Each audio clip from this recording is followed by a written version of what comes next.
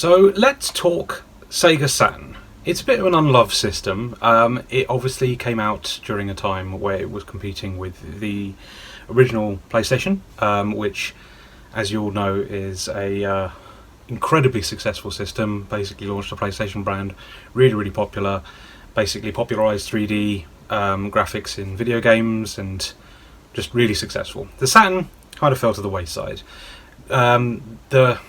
Probably the biggest failure in Sega's console history, unfortunately, and that means it's very unloved. Whereas this year it was the 25th anniversary of the system, and I feel it's a bit unfairly unloved because there is some really good stuff on that console. Unfortunately, it also has a problem with the fact that the hardware itself is failing. Most Saturns that are available nowadays are getting ridiculously expensive. The hardware itself is continuing to fail. The spindles fall into the system, the lasers get weak, they're just getting more and more unreliable, and there isn't really a good alternative to them. Whereas there's loads of Mega Drives out there, there's clones now, there's the mini system. The Dreamcast is still fairly reliable, and certain things are quite easy to fix, but the Saturn, definitely, the fact that it didn't sell particularly well as well means that they're more scarce to find, and working ones are like, you know, they're becoming rarer and rarer, and it's harder to source working hardware. So what alternatives do you have? I recently was made aware of an update to the SSF emulator, which is a fantastic piece of software which works probably the best it's ever worked before now. You can play Saturn games on it with relatively no difference to the hardware experience. It's a really solid emulator, well worth checking out, and I'll put a link to the new version of the SSF emulator in the description of this video. So that's great and all, really good emulator. Plays original discs, you can stick them in your PC and it will boot as you'd expect them to, and they run really well. It does software backup, so it will actually save your data. It's a really good little system. Obviously, to make it feel more authentic, it's worth investing in a decent bit of controller hardware. And luckily, over Christmas, my other half got me the Retro Bit USB SEGA Saturn controller. This is excellent. I'm not going to lie, really worth getting if you're into Saturn emulation, because, like I say, it's getting more and more difficult to actually enjoy Saturn games on original hardware. So why not go emulation route? You can still use your games. If you've got a library of games that are not being played, then it's worth you doing this, because you can go and check, actually play them on your PC and play them very successfully through this emulator. The controller itself, pretty much spot on. Cast, I imagine, with very similar molds to the original controllers. It feels great. It feels spot on. All the buttons feel with the same sort of tactile nature. They're not particularly clicky. They've got that sort of mid hardness, softness feel that you'd expect with the SEGA Saturn controller. D-pad's great. It's everything you want. And I tested this with Marvel Superheroes vs Street Fighter, and I was doing Shoryukens all day, no problems. Input lag seems to be very minimal. Didn't feel like it was hampering my experience at any point when I was playing that. So yeah, I highly recommend that. So what I'd like to do in this video is I'd like to pick 5 Saturn games for you to check out. Some things that you wouldn't particularly experience, that don't really sort of get an awful lot of love. I'd just like to give you some deep cuts for you to go and check out, and hopefully if you've got a PC that can run the SSF emulator to a decent degree, you can really enjoy the Saturn library again with a fresh sort of set of eyes on it, and actually appreciate what great software there is out there. So let's go. Now, to say that Myst is a bit of a deep cut is obviously very hypocritical. It's one of the most popular video games of all time. Prior to the release of The Sims, it was the highest selling PC game of all time. So yeah, not particularly a rarity by any means. But this Saturn version, I feel, is a little unloved. Definitely in comparison to the PS1 version, you've got higher resolution graphics, it's a lot nicer to look at, a lot clearer, and the transitions between the screens are quicker. The loading seems to be a lot faster as well. And that just makes it a lot of a nicer thing to play in general, to be honest with you. But the main thing I really want to talk about is just how interesting and different this was. There's such an atmosphere to Myst that I absolutely adore. It's a game about books, which is, you know, kind of weird and unique. And it really sort of like shines a light on the joy of reading and like opening up worlds through books. The whole point of these ages that you explore through the games is that they are written into special books that then create links to these ages, which are designed exactly how the writer has written them, which is really interesting. And it basically sort of very obvious metaphor for writing and how it creates links to other worlds. But I really like that, and I think that's kind of unique, and it's not explored an awful lot through entertainment mediums, and I think this is just a fantastic game. It very much echoes the modern trend of sort of walking sims, exploration, sort of narrative-driven games that I really enjoy, and this kind of feels like a really, really early attempt at that, and it has such a great atmosphere. It feels so desolate and lonely, and I love exploring the ages and seeing what's in them and what sort of environmental pieces you can get that push the story together. The whole story and the whole concept of this game, if you've never played it before, is basically there are two chaps trapped in these red and blue books here in the opening library area, and they're sort of tempting you to free them. And as you go through the 4 different ages in the game, you sort of add more pages to their books, and they become clearer, more, and you can understand them better. And they, you know, they're telling you their side of the story, but it's not the entire side of things. And yeah, I won't spoil anything if you've never played it before, because that's the big hook here, is you're trying to piece together why these guys are trapped in the books and whether you should actually be freeing them or not.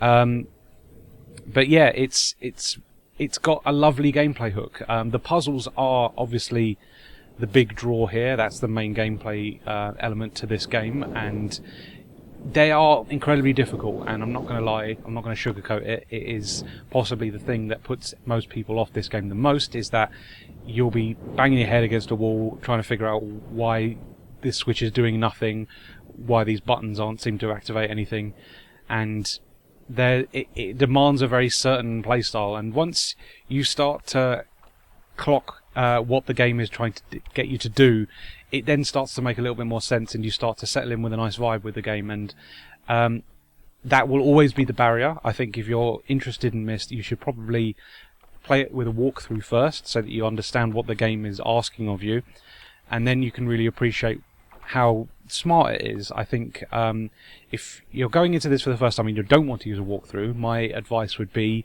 turn on all the marker switches, go into the library and use this map. Once you've activated a marker switch, that means that a red line will appear on the area that you've assigned that marker switch to, and when you go up the elevator, which is behind this bookcase here, you can then get a clue which will enable you to open an age assigned to each of those markers. Basically, there's 4 ages to explore outside of Myst Island, and yeah, that's the main hook there. You're basically looking in the library for those hints, getting your clue to then open the entrance and the linking book to that age, and that basically snowballs. You go through each age and find a page for each of the red and blue books in either age. Yeah, it's really, really good fun, very, very different, very atmospheric, very explorative, incredibly narrative-driven game, and just feels really unique for its time. One of my favourite games of all time. I would highly recommend it, and as console ports go, this is probably the best of that era.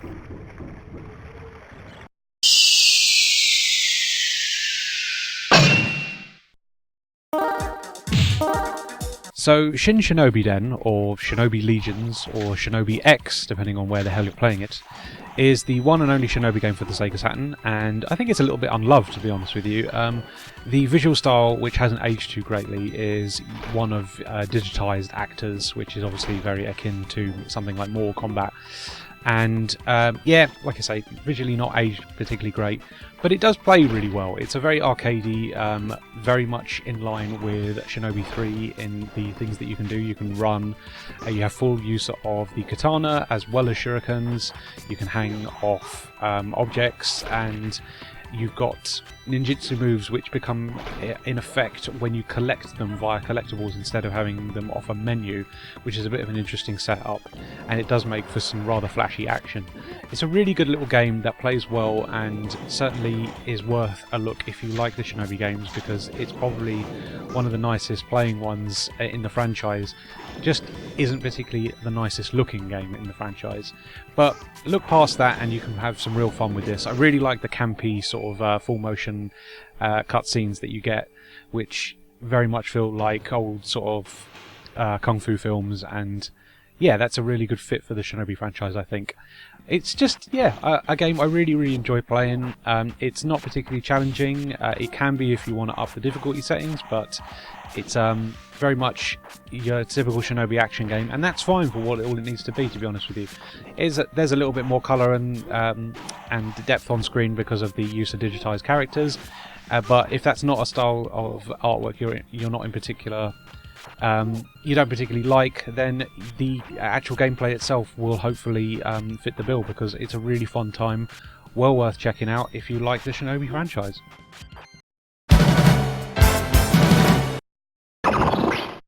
The Super Dimension Fortress Macross is based on the Macross anime, or Robotech as it's known in certain regions, and it's a nice little shmup actually. I really enjoy this. There's an awful lot of exclusive animation in this, so if you're a fan of the anime at all, then you'll really get a kick out of seeing all the exclusive stuff that this features. It's a big old game as well, 2 discs, you get an awful lot of bang for your buck with this. It's very simplistic as shmups go, the main gimmick being that your aircraft can transform into sort of a walking mech, a sort of hybrid aircraft slash mech with the legs dangling. It doesn't give you as much manoeuvrability as the main aircraft mode, which is the fastest, and you can move around the screen with the most manoeuvrability. But yeah, it's an interesting little gimmick that basically plays off the transforming aircraft in the series itself. And it all works very well. There's a nice little weapon system which you can muck around with between stages. And yeah, if you're a fan of the anime at all, I think this will very much tick your boxes, because it feels and sounds and looks as you'd expect it to, and I really enjoy my time with it. Like I say, it's nothing particularly special, it's not a particularly challenging game, and oftentimes there's not really an awful lot going on. It very much favours its narrative over its gameplay. And that can obviously be a bit of a barrier, because this is a Japan only release, so you're not really going to get an awful lot out of that if you can't speak the language. But for tone and atmosphere and just riffing off a property and basically doing it justice, this is really successful. I really enjoy my time with Super Dimension Fortress Macross. And yeah, as a fan of the anime, it basically ticks all the boxes I could want it to. 本艦はこれよりフォールド体制に入る。繰り返す。本艦はこれよりフォールド体制に入る。おお、本気か。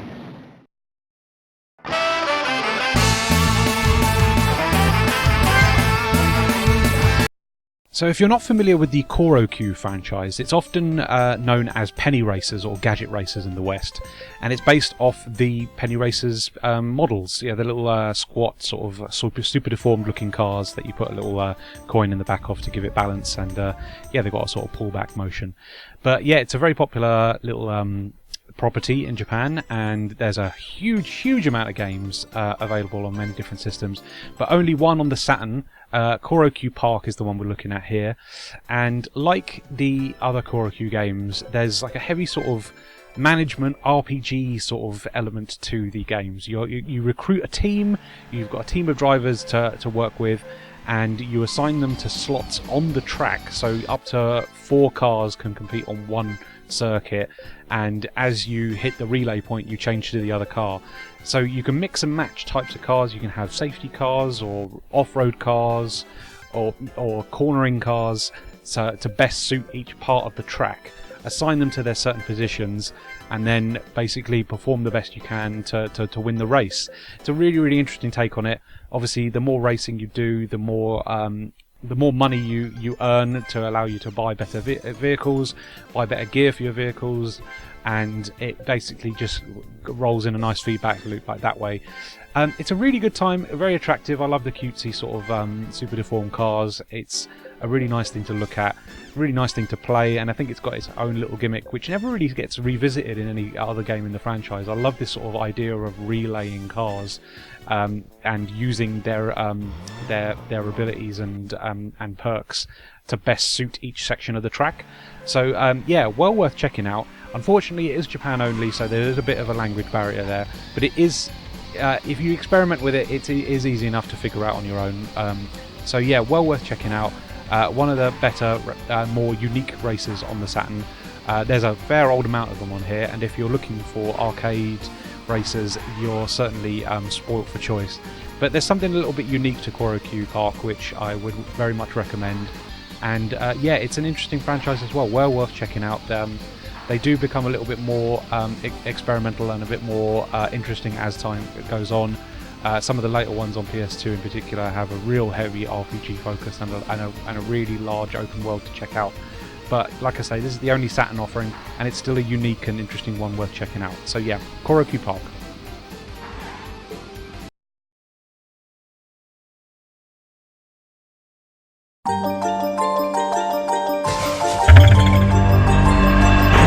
This book might take you far away. Digital Pinball Necronomicon is the sequel to Digital Pinball Last Gladiators, a really good pinball sim developed by Kaze. This one features 3 new tables, and it all seems to be based around sort of like dark magic or, you know, H.P. Lovecraft sort of fantasy styles. And it's a really, really fun little game. It features music by John Petrucci of Dream Theater as well, which is pretty cool. Really, really fun time. Just really well designed tables. They're nice and short and squat, so you can see everything in the 4:3 aspect ratio. It actually uses the Saturn's higher resolution mode to draw its graphics as well, so it's nice and clean and very clear as to what's going on at any given point. I also like the fact that it signposts its goals during gameplay, so that you don't have to read like a wall of text learning about the goals in advance of actually playing the table. You can sort of learn as you go, because they're always very clearly signposted. The graphical effects sort of add arrows and things to the actual pinball table itself, so that you can see where you're supposed to be firing and where you're supposed to be getting the ball to go. It's a really, really good time. Like I say, the physics are really solid. It feels, you know, natural and how you'd expect a pinball table to play. I have a great time with this game. I think it's one of the best pinball games on the Saturn. The only real other competition it has is its own is in its own franchise. The Last Gladiators game is also very good, and that has a little. I think that has 4 tables as well, so it's a little bit more expansive. But the 3 that are on offer in Necronomicon are really good. I really like the sort of gothic fantasy vibe that they've gone for with an awful lot of the theming with the tables. And my god, the multi-ball modes in this game are just some of the most insane I've ever played. It gives you like 6 balls at some point to muck around with, and it's just really, really daft fun. Honestly, if you're a pinball fan, this comes highly, highly recommended. It's probably the best pinball game on the system. Like I say, only really... the only competition it comes up against is in its own franchise. So yeah, the Last Gladiators game is also well worth checking out. But for whatever reason, I just kind of prefer Necronomicon. I think the theming of the tables is a little bit more attractive to me. And yeah, it's a really, really good time. Honestly, pinball fan, you should go and check this one out.